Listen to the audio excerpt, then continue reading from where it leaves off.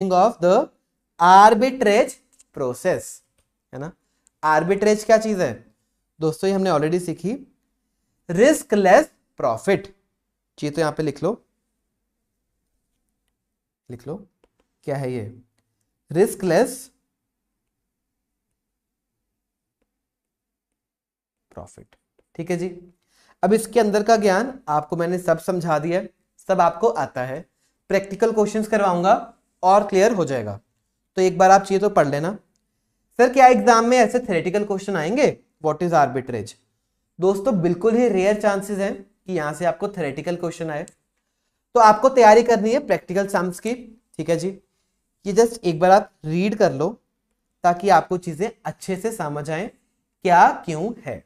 ठीक है, और देखो यहां पे इन्होंने क्लियरली लिखा the shortcoming of this approach, इसका नुकसान क्या है कि the suggested arbitrage process will fail. तो जैसे हमने रिलायंस में देखा ना कि आर्बिट्रेज प्रोसेस फेल हो सकता है क्योंकि इंपरफेक्शंस है कैपिटल मार्केट में, ट्रांजैक्शन कॉस्ट एग्जिस्ट करती है।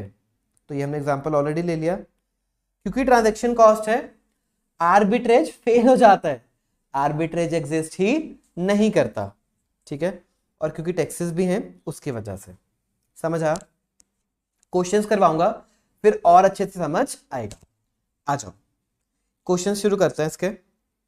इलस्ट्रेशन नंबर 6 दोस्तों आपकी कैप्सूल में ही है, इसको पढ़ना शुरू करो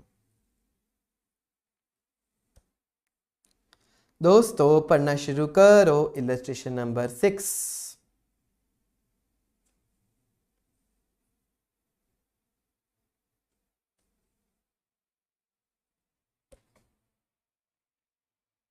चलो क्या बोलती है, there are two companies N limited and M limited. ठीक है जी, यहां पर लिख दो दोनों के नाम, एन और M, having same earnings before interest and taxes, दोनों का ईबीआईटी सेम है, क्वेश्चन ने बोल दिया ऑफ 20,000।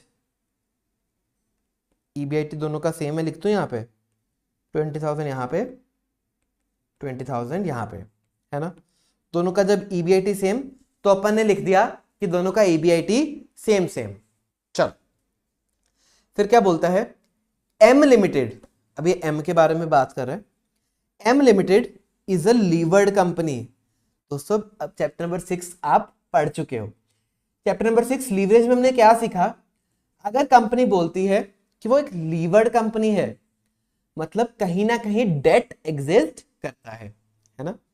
हैविंग आगे आ गया, क्योंकि ये लीवर्ड कंपनी है, इसके अंदर डेट है 1,00,000 रुपए का, जिसका 7% रेट ऑफ इंटरेस्ट है। तो अगर मैं यहां पे लिख दूं इसका capital structure, balance sheet portion, है ना, डेट है आपका 7% वाला, एम लिमिटेड का कितना है, 1,00,000 रुपए का है। क्लियर है? अच्छा जी, और क्या बोलता है, the cost of equity of N limited is 10%। ठीक है जी, तो यहां पे केई आपको दे दिया एन का 10%, and of M limited is 11.50%, इसका भी लिख देते हैं केई। ठीक है, compute how arbitrage process will be carried on. दोस्तों ये एक आईसीएआई स्टडी मटेरियल का इलस्ट्रेशन है, ठीक है, जिसमें इन्होंने डेटा इनकम्प्लीट दिया है, मैं लिखवा रहा हूं, ये भी आप लिख लो। तो जो ये क्वेश्चन है ये एक इनकम्प्लीट क्वेश्चन है, क्योंकि इन्होंने जब ये समझाया तो इन्होंने डिस्क्रिप्शन में समझाया इंस्टीट्यूट के स्टडी मैट में, है ना, तो वो आपको मैं समझा दूंगा। अगर कुछ क्वेश्चन एग्जाम में आया तो वो डिटेल ज्यादा दी होंगी, इतनी कम डिटेल से नहीं आएगा, है ना। तो अपन ये क्वेश्चन एक बार समझते हैं, इसके बाद चलेंगे क्वेश्चन बैंक में, उधर आपके लिए जो कंप्लीट क्वेश्चंस हैं जो एग्जाम में आ सकते हैं वो वहां पे हमने सॉल्व करे हुए हैं। क्लियर है? चलो पहले एक बार इतना डेटा लिखो, इतना डेटा लिख लो।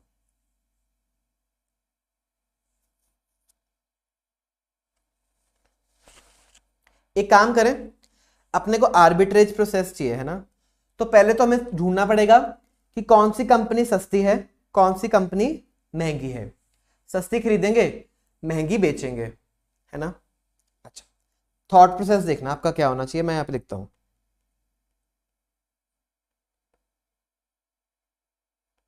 थॉट प्रोसेस क्या होना चाहिए, पहले तो फाइंड आउट करो कौन सी सस्ती कौन सी महंगी। चीप कौन सी है, अभी नहीं पता। कॉस्टली कौन सी है, अभी नहीं पता, है ना। अच्छा, कैसे पता चलेगा सर, कैसे पता चले कौन सी कंपनी सस्ती है कौन सी कंपनी कॉस्टली है। उसके लिए अपने को चाहिए, कंपेयर करोगे आप value of firm of both companies, यानी दोनों कंपनीज का वैल्यू ऑफ फर्म कंपेयर कर लो ना। जिसका वैल्यू ऑफ फर्म कम होगा वो सस्ती होगी, जिसका वैल्यू ऑफ फर्म ज्यादा होगा वो महंगी होगी, है ना।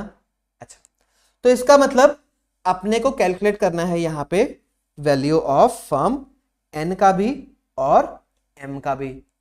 अच्छा, चलो वैल्यू ऑफ फर्म कैसे फाइंड आउट कर सकते हैं दोस्तों। यहां पे अपने को के दिख रहा है ना, के दिख रहा है तो इधर से एस आ जाएगा, वैल्यू ऑफ शेयर्स आ जाएंगी। और अगर वैल्यू ऑफ शेयर्स आ गई, ये वैल्यू ऑफ डेट भी आपको दे रखा है, दोनों को ऐड कर देंगे, हमारे पास क्या आ जाएगा, वैल्यू ऑफ फर्म। तो ये भी अपन लास्ट क्लासेस में सीख चुके हैं, देखना। चलो एक बार पहले पी एंड एल स्टेटमेंट बनाएं, आ जाओ पी एंड एल स्टेटमेंट बनाते हैं। EBIT 20,000 यहाँ पे, 20,000 यहाँ पे, माइनस हो जाएगा इंटरेस्ट, है ना जी। इंटरेस्ट सिर्फ एम लिमिटेड का है, 1 लाख के ऊपर 7%, तो 7,000 इंटरेस्ट हो जाएगा, माइनस हो जाएगा, है ना। EBT कितना आया, या फिर इसको पैट बोलो क्योंकि टैक्सेस भी एग्जिस्ट नहीं करते। 13,000 आ गया, 20,000 और 13,000 आ गया। अब वैल्यू ऑफ इक्विटी दोस्तों आप निकाल सकते हो, एस आप निकाल सकते हो ना। एस क्या होता है, value of equity. EBIT sorry PAT, जो भी आपका पैट है, या अर्निंग्स फॉर इक्विटी बोल लो अगर प्रेफरेंस भी एग्जिस्ट करता है, तो पैट डिवाइडेड बाय KE करेंगे, है ना। ये भी फॉर्मूला हम सीख चुके हैं लास्ट क्लासेस में। अगर आपने पैट ओवर KE किया तो आपके पास वैल्यू ऑफ इक्विटी आ जाएगा, वैल्यू ऑफ शेयर्स आ जाएगा, ठीक है। तो एक बार करो इस केस में, पैट क्या है 20,000, ठीक है जी। 20,000 ओवर 10% करो,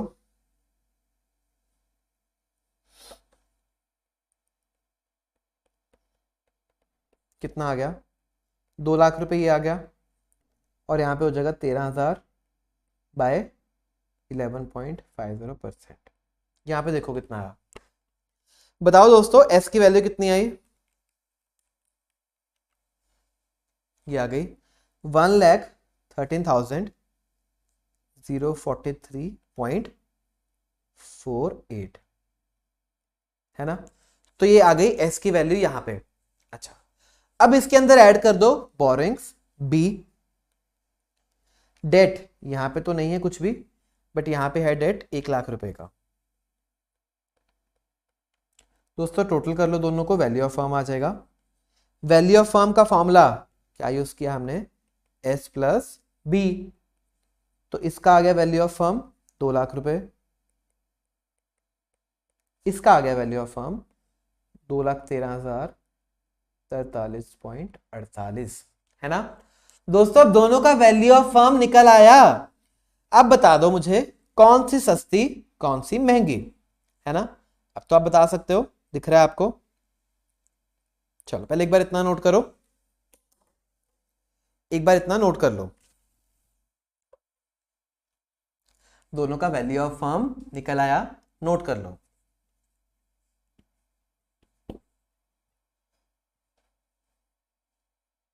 अच्छा सर जी, वैल्यू ऑफ फर्म इसका 2 लाख रुपए है, इसका कम है, इसका वैल्यू ऑफ फर्म ज्यादा है ना। तो क्या बना अपने पास, conclusion, this is cheap, this is costly, इसको आप बाय करोगे, इसको आप सेल करोगे। Are you clear on this? क्या ट्रांजेक्शन एग्जीक्यूट होंगी, क्या आर्बिट्रेज होगा, है ना। सबसे पहले तो आप एग्जामिनर को यह बताओगे कि आपको आर्बिट्रेज आता है ना। आप यहां पे लिख के आओगे, लिखो लिखो since comma value of firm of n is less than of m comma n is cheap and should be bought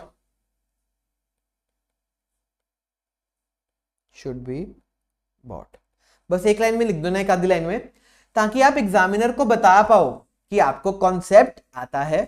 और आप ये भी बोलोगे देयरफॉर, इसीलिए यहां पे आर्बिट्रेज अपॉर्चुनिटी एग्जिस्ट करती है, एक आप रिस्कलेस प्रॉफिट कमा सकते हो। चल नोट कर लो ये भी एक लाइन।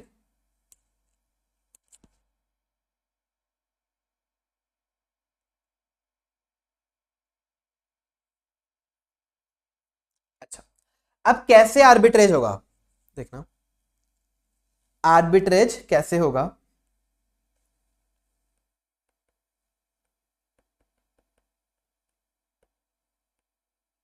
ठीक है, आर्बिट्रेज के दोस्तों दो तरीके हैं। आर्बिट्रेज कैसे एग्जीक्यूट किया जा सकता है, दो तरीके हैं, दोनों को समझते हैं, फिर बाद में आपको अच्छे से बताऊंगा। अच्छा, आर्बिट्रेज के दो तरीके लिखो यहां पे। एक तरीके का नाम हम देंगे capital saving approach,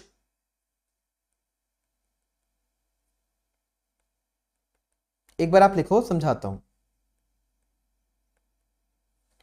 capital saving approach एक तरीका, दूसरा तरीका दोस्तों income increase approach.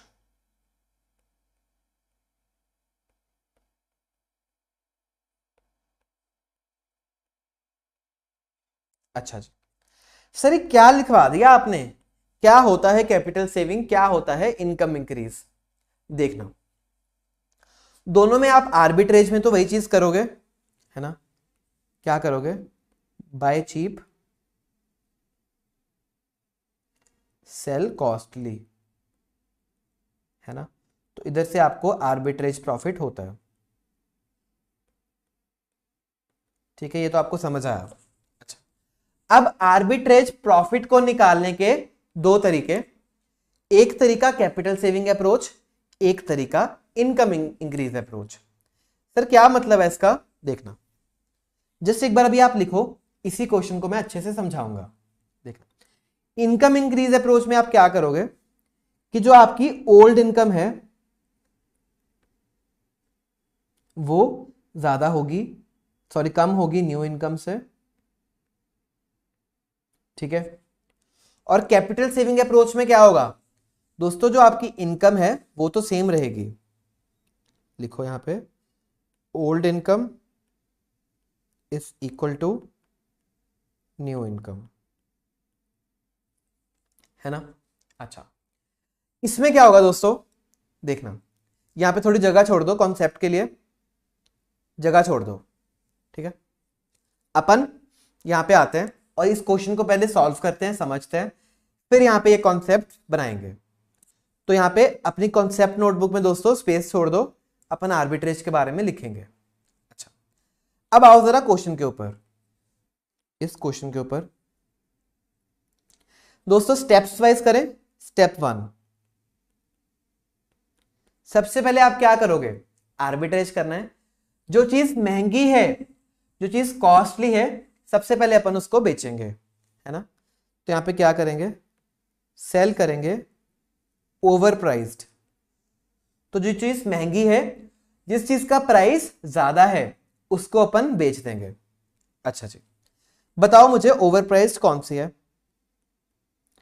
Sir N ना सस्ती है, एम महंगी है, तो एम आपकी ओवर प्राइस्ड होगी, है ना। अच्छा जी, तो यहां पे लिखो कौन सी आप सेल करोगे, हम सेल करेंगे एम लिमिटेड। ठीक है, अब मान के चलो दोस्तों, आपके पास 10% की ओनरशिप ऑलरेडी पड़ी थी एम की। मान के चलो कि आपने 10% के ओनर से एम के, ठीक है। तो अब आप बेचोगे एम लिमिटेड को, ठीक है। अच्छा, कितने बेचोगे? हम 10% शेयर बेचेंगे, 10% ऑफ एम लिमिटेड आप बेचोगे, ठीक है। ये हमने एक एजम्पशन ली, देखना वही मैं बता रहा हूं ना, क्योंकि क्वेश्चन में डेटा इनकम्प्लीट था, हमने यहां पे एक एजम्पशन लेके सॉल्व किया। एग्जाम में क्वेश्चन आएगा वो आपको बता देगा, ठीक है, कि आप कितने परसेंट के ओनर हो। तो महंगी कंपनी के अपन ओनर है, इसको अपन बेचेंगे, सेल करेंगे, ठीक है। 10%, कितने पैसे मिल जाएंगे अपने को? 10% ऑफ वैल्यू ऑफ फर्म क्या है इसका? इक्विटी शेयर्स बेचेंगे अपन, है ना, शेयर्स अपने पास पड़ा है। तो 10% ऑफ 1,13,043.48, 113,043.48। तो अपने पास 10% की इक्विटी ओनरशिप थी, हमने वो 10% शेयर्स बेच दिए। दोस्तों कितने पैसे मिले यहां से बताओ? 113,043.48 इंटू 10%, है ना। तो यहां से अपने को कितने पैसे मिल गए? 11,304 रुपए 35 कर दूं, है ना। तो इतने पैसे आपको जब आपने एम के शेयर बेचे होंगे 10% मिल गए, महंगी चीज अपन ने बेच दी। अच्छा, अब दोस्तों स्टेप 2।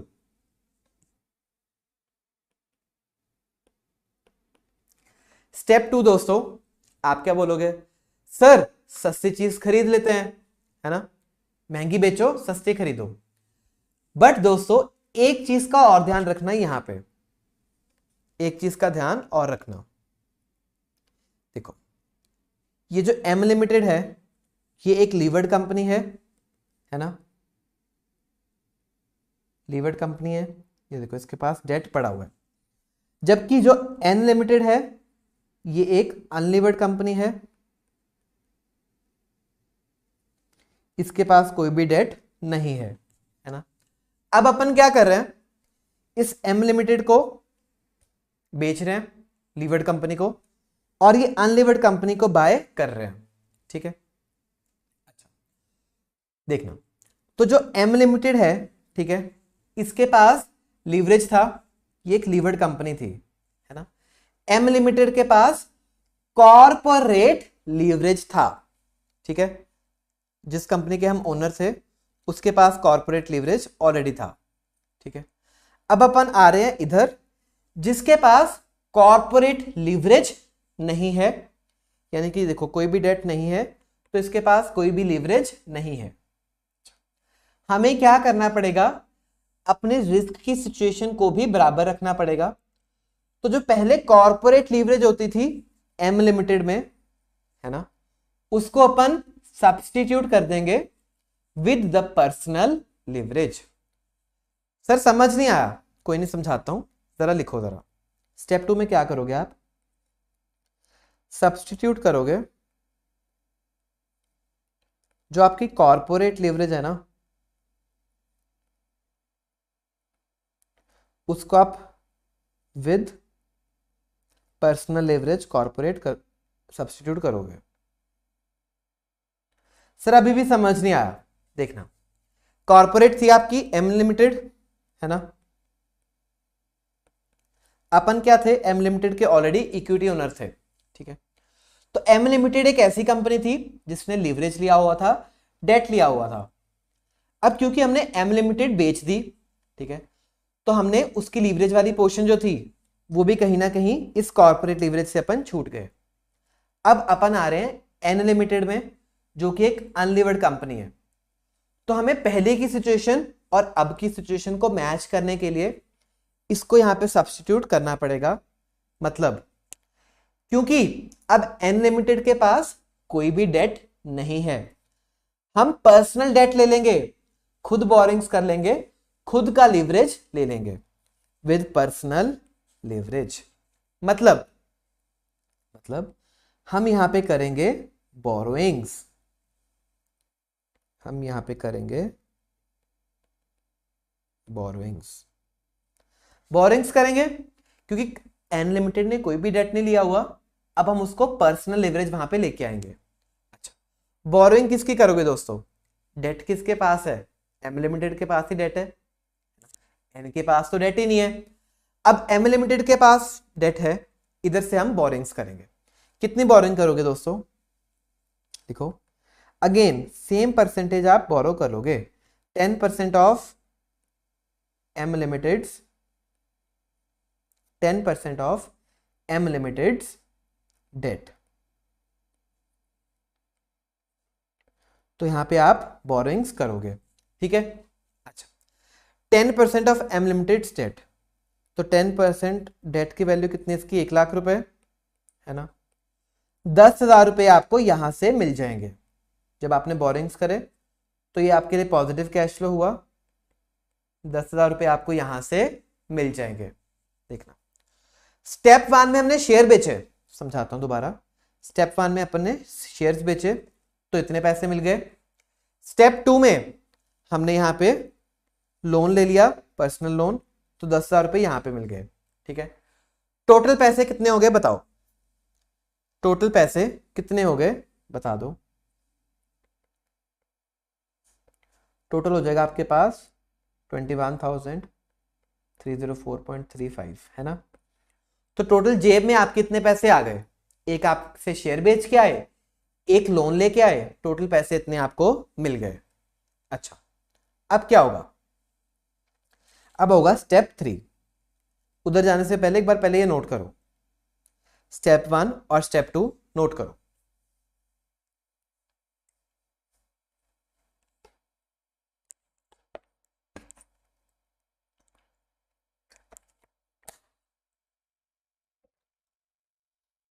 अच्छा, अब क्या होगा दोस्तों?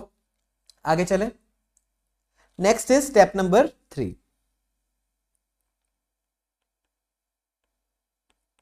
हमने जो बेचना था बेच दिया, जो डेट लीवरेज सब्स्टिट्यूट करनी थी वो भी कर ली। अब दोस्तों टाइम है सस्ती चीज खरीदने का, प्रॉफिट कमाने का। बाय करोगे आप अनलिवर्ड, है ना, यानी कि जो अंडर प्राइस्ड है, यहां पे अंडर प्राइस्ड लिखूं, जो चीज अंडर प्राइस्ड है उसको आप बाय करोगे, सस्ती चीज को खरीदोगे। सस्ता कौन सा है? यहां पे एन लिमिटेड सस्ती है ना। अच्छा, कितनी खरीदोगे? 10%, सेम परसेंटेज ही अपन खरीदेंगे, 10% ऑफ एन लिमिटेड खरीदेंगे, ठीक है। एन लिमिटेड की वैल्यू कितनी? 20,000 है ना। तो 10% ऑफ 2 lakhs, यहां पे 20,000 रुपीज पे अपने को ये शेयर मिलेंगे, 10% मिलेंगे अनलिमिटेड के, है ना। तो ये अपने को देने पड़ेंगे। अच्छा, टोटल जेब में इतने पैसे थे, इतने अपन ने दे दिए। तो जो फर्क है दोस्तों यहां पे 1304.35, यही तो है आपका आर्बिट्रेज गेन, है ना। बिकॉज ऑफ आर्बिट्रेज हमने क्या किया? महंगी चीज बेच दी, सस्ती चीज खरीद ली, है ना। और यहां पे एक डेट भी सब्स्टिट्यूट किया, तो टोटल पैसे इतने मिले, बट हमें इन्वेस्ट इतने ही करने पड़े, हमें इतने का आर्बिट्रेज गेन हो गया। एक बार नोट करो, एक बार ये चीज नोट कर लो।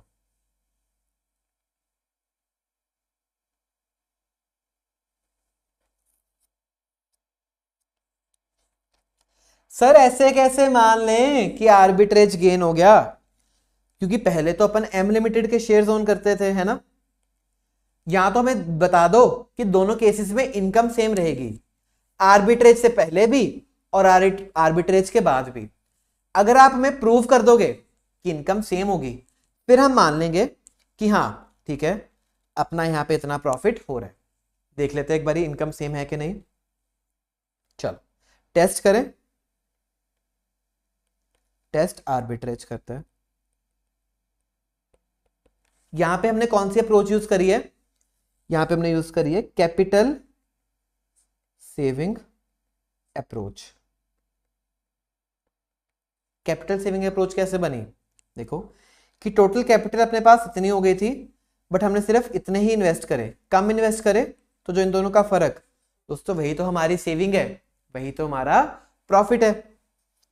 चलो ये हुआ कैपिटल सेविंग अप्रोच। अच्छा जी, टेस्ट करते हैं। ओल्ड इनकम देखते हैं कितनी आई। ओल्ड इनकम देखते हैं कितनी थी, है ना, आर्बिट्रेज से पहले कितनी थी।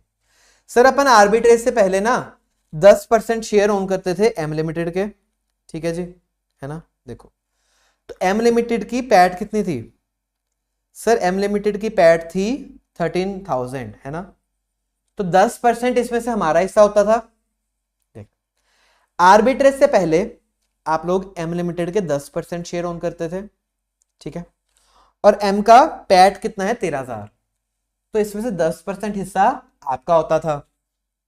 अच्छा जी, तो अगर आप देखोगे प्री आर्बिट्रेज प्रॉफिट्स कितने हैं आपके, ओल्ड इनकम कितने हैं?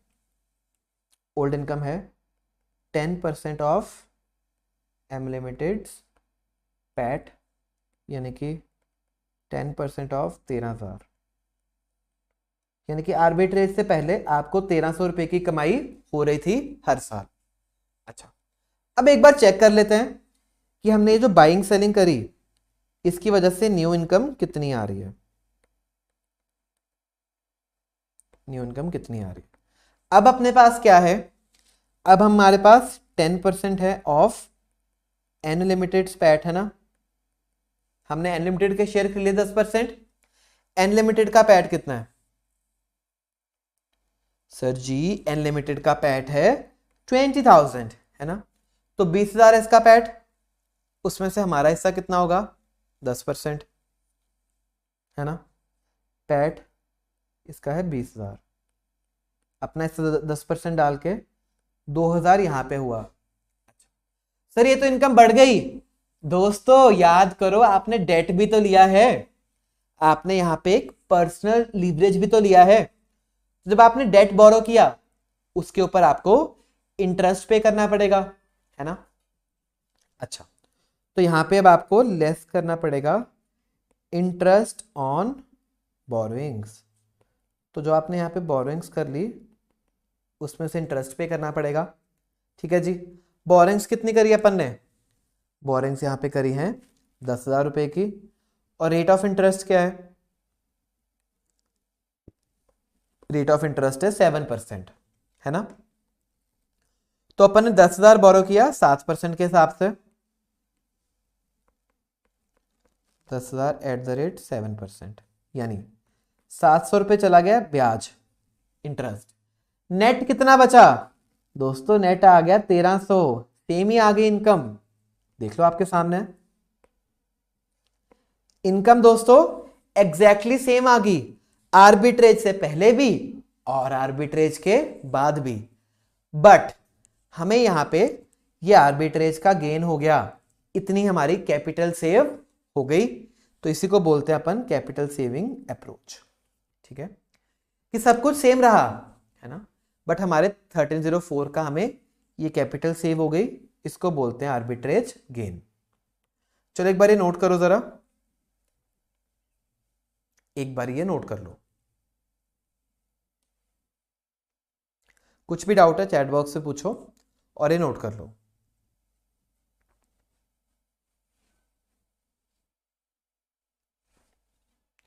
चलें अब आगे चलें। अच्छा, तो सर समझ आया हमें कि कैपिटल सेविंग अप्रोच क्या होती है, कि आपके यहां पे कैपिटल सेव हो गई, स्टिल आपके प्रॉफिट्स सेम रहे, है ना।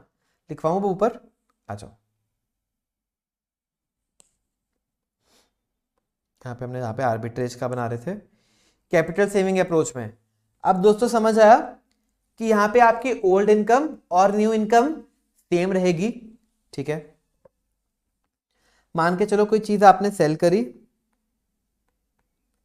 आपको मान के चलो 1,100 रुपये मिल गए सेल एंड बोरो करने से, ठीक है, और जब आपने बाय करी तो आपके 1,000 रुपये ही लगे, है ना। महंगी चीज जब बेची 1,100 मिल गए, सस्ती खरीदने गए 1,000 लगे। तो जो इन दोनों का फर्क दोस्तों ये 100 रुपीज, यही है आपका आर्बिट्रेज गेन, जो इंस्टीट्यूट आपको निकालने के लिए बोलेगा। जब क्वेश्चन आएंगे आईसीए के, आईसीए आपसे यही 100 रुपये निकालने को बोलेगा। चलो एक बार ये लिख लो। अब आपको कैपिटल अप्रोच समझ आ गई होगी, कैपिटल सेविंग अप्रोच। दोस्तों क्वेश्चंस की प्रैक्टिस करोगे और ज्यादा समझ आएगी, बट एक बार हाई लेवल पे कॉन्सेप्ट तो समझ आ गया। चलो एक काम करते हैं, एक ब्रेक लेके आते हैं 10 मिनट की, ठीक है। आप लोग भी ब्रेक ले लो, ठीक है। और एक बार देखो कि हमने जो करा क्वेश्चन में क्या करा, कैसे आपको आर्बिट्रेज बेनिफिट हुए, गेन हुए, ठीक है।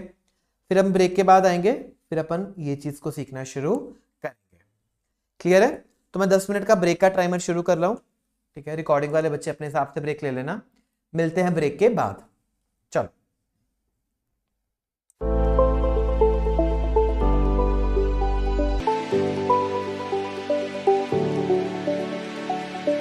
एंजॉय करी होगी। आ जाओ स्टडीज को कंटिन्यू करते हैं, आगे पढ़ना शुरू करते हैं। आ जाओ।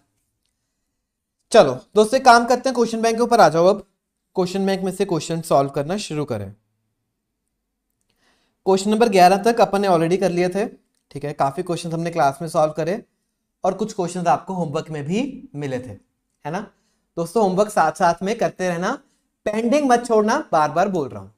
आ जाओ क्वेश्चन नंबर 12 के ऊपर आओ, पढ़ना शुरू करो।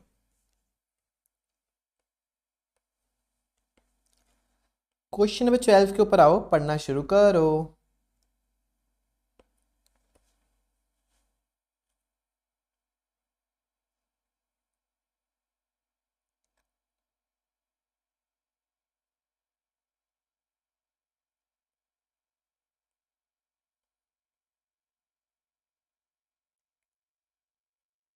अच्छा जी, क्या बोल रहा है क्वेश्चन?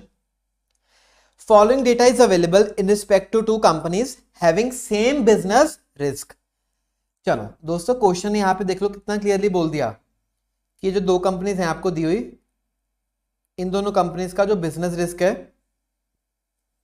वो सेम है ना।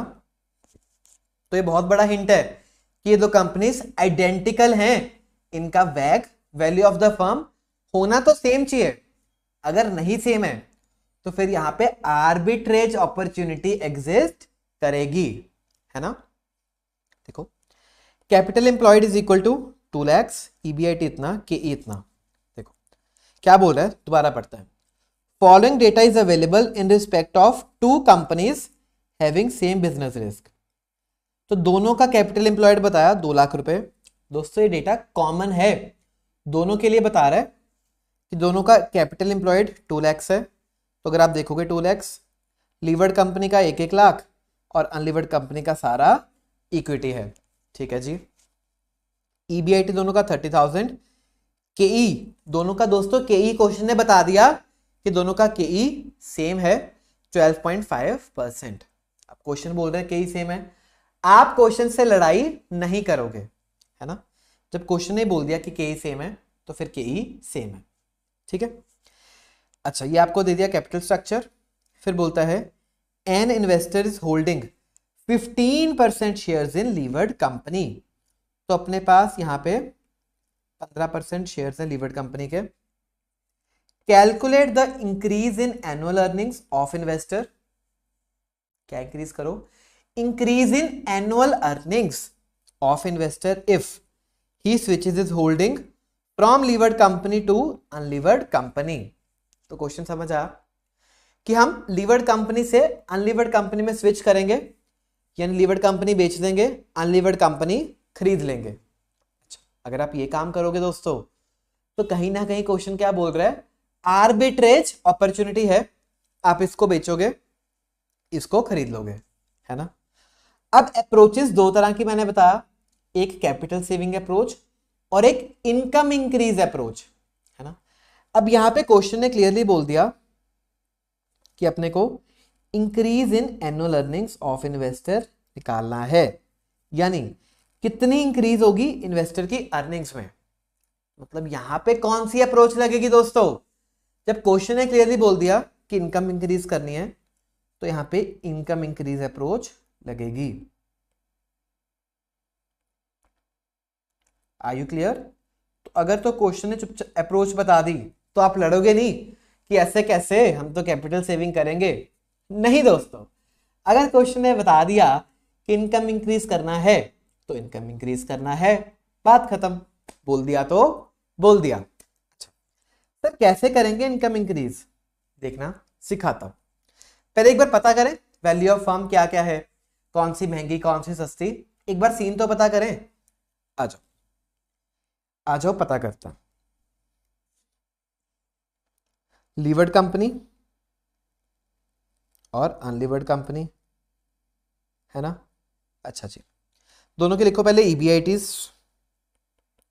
ईबीआईटी 30,000 इसका, 30,000 इसका, ठीक है। माइनस करो अब इंटरेस्ट, है ना जी। इंटरेस्ट दोस्तों सिर्फ लीवर्ड कंपनी में जाएगा, कितना जाएगा, 1 लाख डेट है 10% वाला, है ना। 1 लाख एट द रेट 10%, तो 10,000 यहाँ पे गया, 20,000 बचा यहाँ पे, 30,000 रह गया यहीं पे सारा, है ना। ईबीटी क्योंकि टैक्सेस कुछ है नहीं, यही बन गया पैट, ठीक है। चलो एस बताओ अब कितना आएगा, value of equity PAT by K E. तो इसके केस में पैट है 20,000, के ई 12.5%, है ना। 20,000 बाय 12.5% कितना हो गया दोस्तों, बताओ एस कितना हो गया। सर 20,000 बाय 12.5% कर लो, है ना। 1,60,000 हो गया अपने पास, एस यहाँ पे। और अनलीवर्ड का भी बता दो कितना हुआ।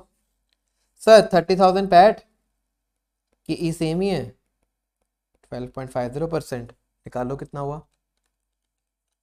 सर 2,40,000 यहाँ पे हो गया अपने पास एस। क्लियर है, तो दोनों के केस में ऐसा आ गया, वैल्यू ऑफ इक्विटी आ गया। अब अपन इसमें ऐड करेंगे बी बोरिंग्स, जो कि सिर्फ यहीं पे है, 1 लाख रुपए की। टोटल कर लो, आ जाएगा value of firm is equal to S plus B. चलो कितना हो गया, 2,60,000 ये हो गया और 2,40,000 ये हो गया, है ना। चलो दोस्तों दोनों का वैल्यू ऑफ फर्म निकल आया, एक बार ये नोट करो। ये तो आप निकाल सकते हो, सिमिलर जैसे लास्ट क्वेश्चन में किया था ऐसे ही इस क्वेश्चन में हमने वैल्यू ऑफ फर्म निकाल दिया। अब महंगी कौन सी सस्ती कौन सी क्लियरली दिख रहा है ना। ये वाली कॉस्टली या ओवर प्राइस लिख लो, ये वाली अंडर प्राइस है सस्ती है, ठीक है। आप क्या करोगे, इसको सेल करोगे ओवर प्राइस महंगी को, और अंडर प्राइस को बाय करोगे। दोस्तों क्वेश्चन ने भी तो यही बोला, क्वेश्चन ने भी आपको यही बोला कि आप इसके ओनर हो लीवर्ड कंपनी के, है ना। इसको बेचो इसको खरीद लो, हम भी यही कर रहे हैं, इसको बेचेंगे इसको खरीदेंगे। क्लियर है, एनालिसिस क्लियर है दोस्तों कि आर्बिट्रेज क्या कैसे होगा। चलो चलो चलो स्टेप्स फॉलो करते हैं वही वाले, आ जाओ आर्बिट्रेज करते हैं। स्टेप 1, पहले आप कर दो सेल कर दो ओवर प्राइस्ड, ठीक है। ओवर प्राइस्ड कौन सी है, लीवर्ड, ठीक है जी। कितना बेचोगे, 15% ओनरशिप है तो 15% बेच दो। इक्विटी की वैल्यू है इसकी 1,60,000 की, है ना। ये वाली महंगी थी, इसको बेचेंगे 1,60,000 वैल्यू, उसका 15% दोस्तों बेच डालो, ठीक है बेच देते हैं। 15% ऑफ 1,60,000 है ना, लीवर्ड कंपनी का बेच दो इक्विटी इंटू 15%, कितना हो गया 24,000 रुपीज यहां से मिल गए, ठीक है। अब दोस्तों फिर से वही काम, आपको लीवरेज सब्स्टिट्यूट करनी पड़ेगी, सब्स्टिट्यूट लीवरेज, है ना। क्यों करनी पड़ेगी, क्योंकि जो लीवर्ड कंपनी है उसके पास डेट ऑलरेडी था, है ना, और आपके पास डेट नहीं है, ठीक है जी। तो आपको क्या करना पड़ेगा, लीवरेज सब्स्टिट्यूट करनी पड़ेगी, कर देते हैं। तो आपको यहां पे बोरो करना पड़ेगा, बोरो कितना करोगे, 15% ही करेंगे of debt of levered company, है ना। 15% ऑफ डेट की वैल्यू कितनी है? 1 lakh of lever debt 1 lakh रुपए की, है ना। तो 1 लाख का 15% दोस्तों 15,000 आपको यहां से मिल जाएंगे। टोटल कितने पैसे हो गए अपने पास? 39,000। ठीक है जी। अब चलते हैं स्टेप 3 पे। अब कर दो बाय, जो चीपर है यानी कि एंटरप्राइज है उसको बाय कर लो। कौन सी एंटरप्राइज है? अनलिवर्ड, है ना, सस्ती है वो, बाय कर लो। अच्छा, अब दोस्तों यहां पे फर्क आएगा कैपिटल सेविंग अप्रोच में और इनकम इंक्रीज अप्रोच में, है ना। अगर तो आप यहां पे बाय करने जाओगे 15% ही, एक बार के लिए लिखूं 15% आप बाय कर लो, तो फिर दोस्तों ये बन जाएगा कैपिटल सेविंग अप्रोच, है ना, जिसमें आपका इनकम सेम रहेगा जैसे अपन ने लास्ट क्वेश्चन में किया था। बट अब हम ये नहीं कर सकते क्योंकि हमें इनकम बढ़ानी है। क्वेश्चन ने क्या बोला? कैपिटल सेव नहीं करनी, क्वेश्चन बोलता है इनकम बढ़ाओ। तो जब इनकम बढ़ाओ तब अपन क्या करेंगे? जितने फंड यहां से रिलीज हुए, 39,000 यहां से रिलीज हुए, सारे मिले अपने को, सारे के सारे अपन इन्वेस्ट कर देंगे किसमें? अनलिवर्ड में। इन्वेस्ट कितने करेंगे? 39,000 सारे के सारे इन्वेस्ट कर देंगे जब अपने को इनकम इंक्रीज करनी है। तो जब कैपिटल सेव ही नहीं करनी तो जितनी कैपिटल आएगी सारी की सारी आप इन्वेस्ट कर दो। अच्छा, अब यहां पे एक बार आप कैलकुलेट करो, percentage of ownership of unlevered company, है ना, कि जब आप 39,000 रुपीज इन्वेस्ट करने जाओगे तो कितने परसेंट के आप ओनर बन जाओगे? बताओ। इसका फॉर्मूला क्या हो सकता है? कैपिटल इन्वेस्टेड, ठीक है, कितनी आपने इन्वेस्ट करी वैल्यू, डिवाइडेड बाय उसकी एस की वैल्यू कितनी है यानी कि शेयर्स की वैल्यू कितनी है, मल्टीप्लाई बाय 100, है ना। हमने कितना इन्वेस्ट किया? 39,000 के बाय कर लिए। टोटल वैल्यू कितनी है इसकी? 2,40,000। Total value 2,40,000 into 100। कितने परसेंट के ओनर हम बन गए? बताओ, कितने परसेंट के ओनर हम बन गए? 39,000 बाय 2,40,000 इंटू 100, है ना। कितने के ओनर बन गए हम? बताओ।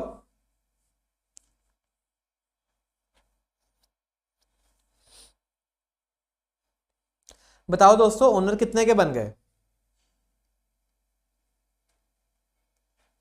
सर ओनर बन गए हम 16.25% के, है ना। तो इतने परसेंट की अपने पास ओनरशिप आ गई जब हमने अनलिवर्ड कंपनी के शेयर्स खरीदे। चलो एक बार इतना नोट करो पहले, फिर अपन आगे चलते हैं। नोट करो।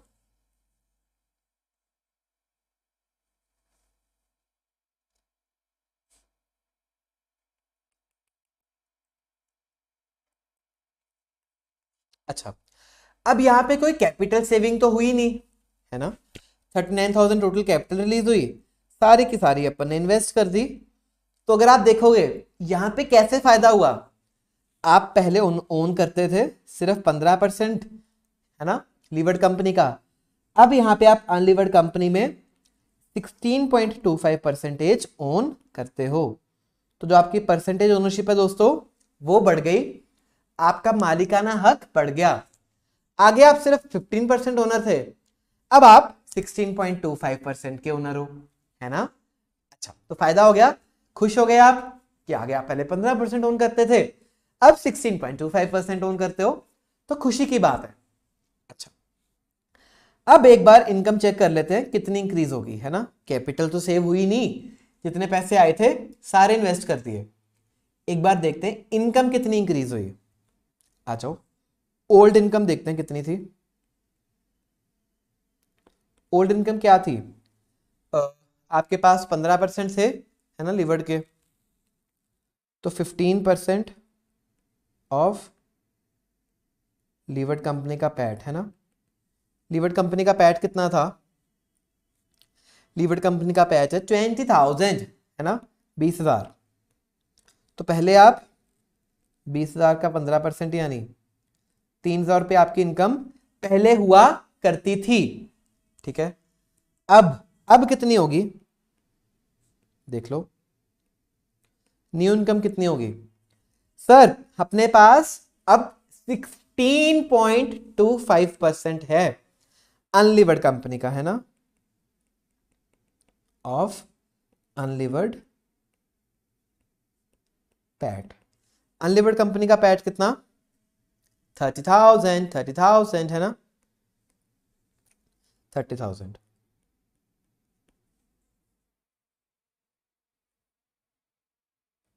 बताओ कितनी इनकम होगी 30,000 का 16.25%, 4875, है ना, यहां से इनकम हो गई।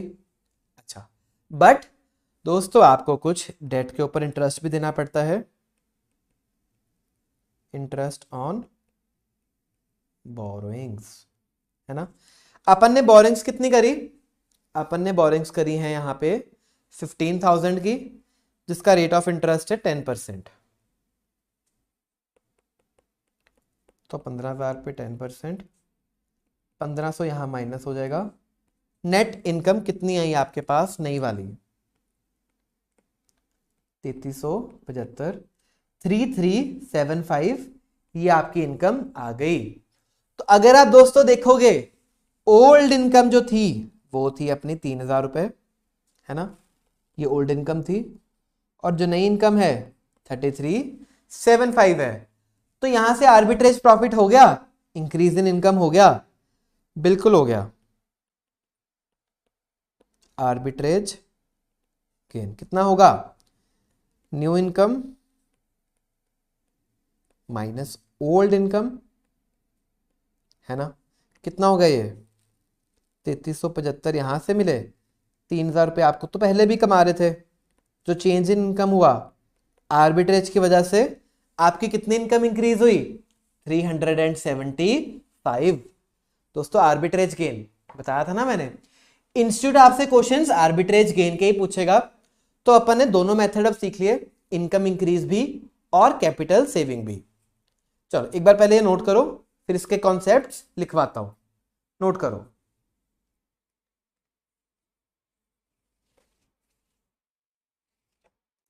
नोट कर लो दोस्तों,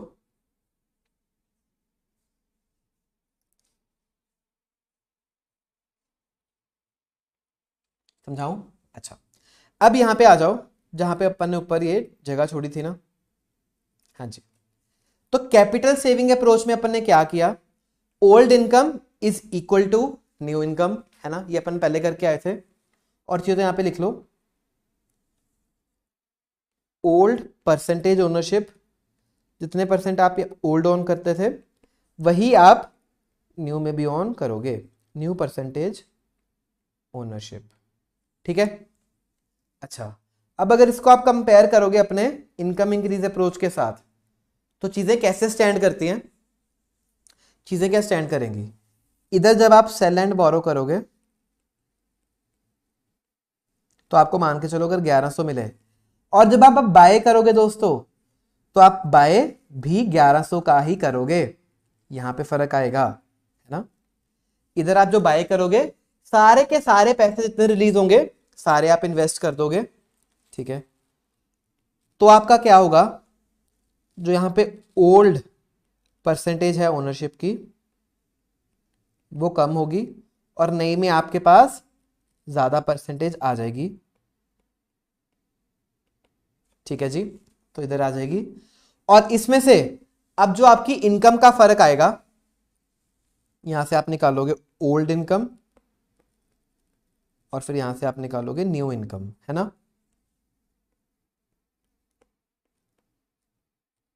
इन दोनों का फर्क दोस्तों ये बनेगा फिर आपका आर्बिट्रेज